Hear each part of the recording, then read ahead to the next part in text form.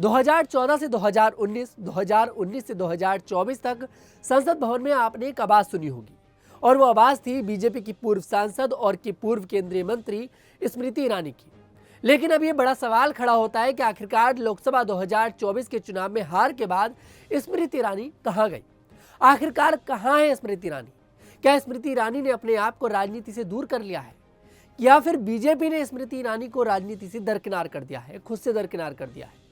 दरअसल ये सवाल यहाँ पर निकलकर सामने आ रहे हैं, बड़े सवाल ये खड़े हो रहे हैं कि आखिरकार स्मृति ईरानी, जो एक समय ऐसा था जब स्मृति ईरानी सिलेंडर लेकर बीच सड़क पर बैठ जाया करती थी, लेकिन आज वही स्मृति ईरानी शांत है जब राहुल गांधी विदेश में जाकर भारत को लेकर बोलते नजर आते हैं, प्रधानमंत्री मोदी को लेकर बोलते नजर आते हैं, बीजेपी पर ताबड़तोड़ हमले करते हैं, लेकिन आज वही स्मृति ईरानी शांत है।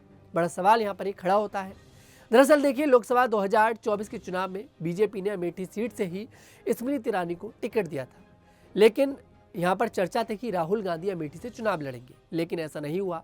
कांग्रेस ने यहाँ पर दांव चला, कांग्रेस ने राहुल गांधी को टिकट दे दिया रायबरेली से और राहुल गांधी की जगह यहाँ पर टिकट दे दिया जाता है अमेठी पर केएल शर्मा को, जो कि कांग्रेस के वरिष्ठ नेता भी हैं।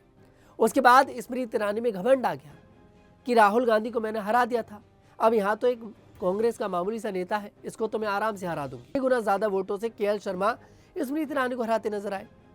उसके बाद स्मृति ईरानी थोड़ी सी दूर हो गई राजनीति से।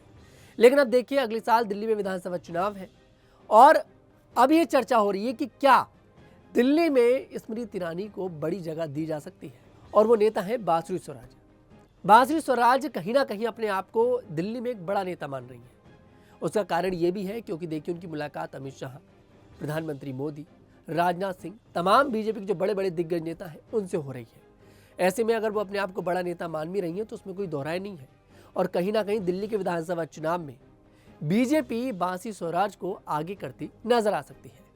तो यहाँ पर यह चर्चा है कि क्या स्मृति ईरानी की जगह यहाँ पर बीजेपी ने विकल्प ढूंढ लिया है। और वहीं एक चर्चा ये भी है, सवाल तो ये भी खड़े हो रहे हैं कि जिस तरह से कंगना रनौत की राजनीति में एंट्री हुई, मंडी सीट से बीजेपी ने टिकट दिया, कंगना ने जीत दर्ज करी और कंगना देखिए बढ़ चढ़कर बोल रही हैं, उल जुलूल बयान दे रही हैं।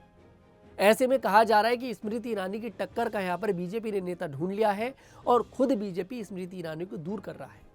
दरअसल देखिए, हरियाणा, महाराष्ट्र, जम्मू कश्मीर और अगले साल दिल्ली, बिहार में भी देखिए विधानसभा चुनाव है। ऐसे में यहाँ पर चर्चा है कि भाई स्मृति ईरानी को बड़ी जिम्मेदारी क्यों नहीं दी जा रही।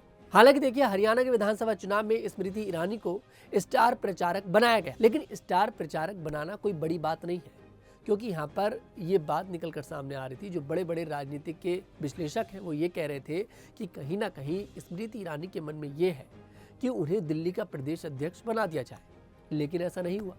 और अब देखिए, स्मृति ईरानी पर कोई बड़ी जिम्मेदारी नहीं है। वहीं लोकसभा 2024 के चुनाव में स्मृति ईरानी को जब हार मिली, उसके बाद स्मृति ईरानी एक पॉडकास्ट में यहाँ पर बड़ा बयान देती नजर आई।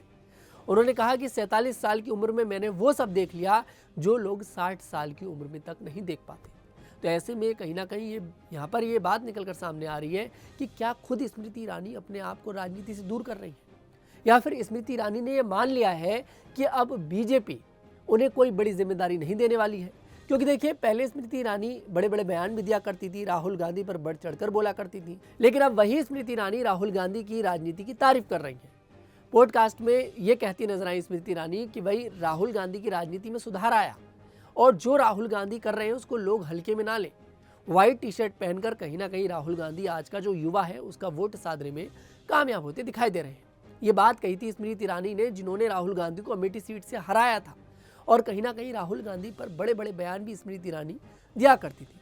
लेकिन आज के समय में स्मृति ईरानी पता नहीं कहाँ है, ये बड़ा सवाल यहाँ पर बन रहा है, क्योंकि यहाँ पर इतने सारे राज्यों में चुनाव है लेकिन स्मृति ईरानी कुछ भी बोलती नजर नहीं आ रही है। खैर, आपको क्या लगता है, क्या स्मृति ईरानी को दिल्ली के विधानसभा चुनाव में बड़ी जिम्मेदारी बीजेपी देती नजर आएगी या फिर नहीं? कमेंट सेक्शन में जरूर बताइएगा। मैं तनुज दीक्षित आपसे फिर मुलाकात करूंगा। हमारे साथ जुड़ने के लिए बहुत बहुत धन्यवाद।